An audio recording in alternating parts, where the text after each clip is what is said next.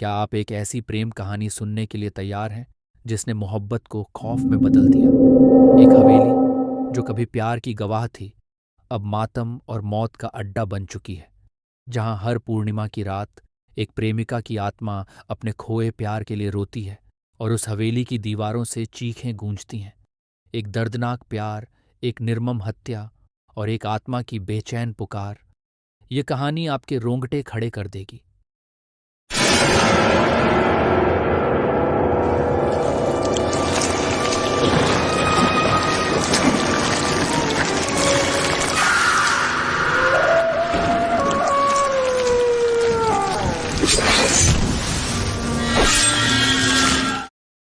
पुरानी हवेली जो कभी ठाकुर परिवार का गौरव हुआ करती थी, अब खंडहर में तब्दील हो चुकी थी। दीवारों पर दरारें थीं, खिड़कियां टूटी हुई थीं और हर कोने में उदासी और डर की एक ठंडी हवा व्याप्त थी। गांव के लोग उस हवेली के पास से भी गुजरने से डरते थे, क्योंकि वहां एक दर्दनाक प्रेम कहानी और भयानक मौतों की किंवदंती जुड़ी हुई थी। ठाकुर जय सिंह एक शक्तिशाली और धनी जमींदार थे, जिनकी एक सुंदर बेटी थी, मोहिनी। मोहिनी की सुंदरता ऐसी थी कि चांद भी उसके सामने फीका पड़ जाए, और उसकी आवाज में कोयल की मिठास थी। गांव का एक गरीब लड़का माधव, जो हवेली में काम करता था, मोहिनी के रूप और गुण पर मोहित हो गया। माधव और मोहिनी की आंखें अक्सर छुप छुप कर मिलती थीं और मुलाकातों का सिलसिला धीरे धीरे प्यार में बदल गया। उनकी प्रेम कहानी, जो हवेली के सुनसान कोनों और बागों में पनपी थी, एक नाजुक फूल की तरह थी, जिसे दुनिया की नज़रों से बचाना जरूरी था। लेकिन भाग्य को कुछ और ही मंजूर था। ठाकुर जय सिंह ने मोहिनी का विवाह एक अमीर और प्रतिष्ठित घराने में तय कर दिया। मोहिनी और माधव का प्यार एक चट्टान से टकरा गया। वे जानते थे कि उनका मिलन अब मुमकिन नहीं है, लेकिन उनके दिल एक दूसरे के लिए धड़कते रहे। विवाह की रात जब मोहिनी डोली में बैठकर अपने नए घर जा रही थी, माधव ने हवेली के पीछे उसे रोकने की कोशिश की।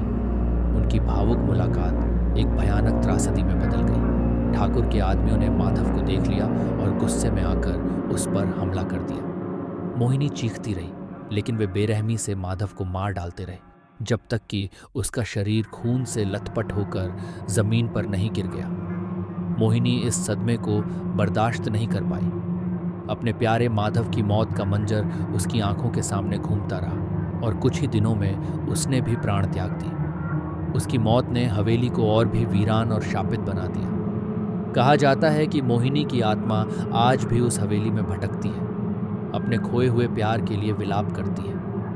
पूर्णिमा की रातों में हवेली के खंडहरों से एक दर्दनाक चीख सुनाई देती है, और लोग मोहिनी के भूत को सफ़ेद लिबास में इधर उधर घूमते हुए देखने का दावा करते हैं। कई सालों बाद एक युवा जोड़ा, रोहान और प्रिया, शहर से दूर शांति की तलाश में उस गांव में आए। उन्हें हवेली की कहानी के बारे में पता नहीं था, और उन्होंने कम किराए के कारण उसे रहने के लिए चुन लिया।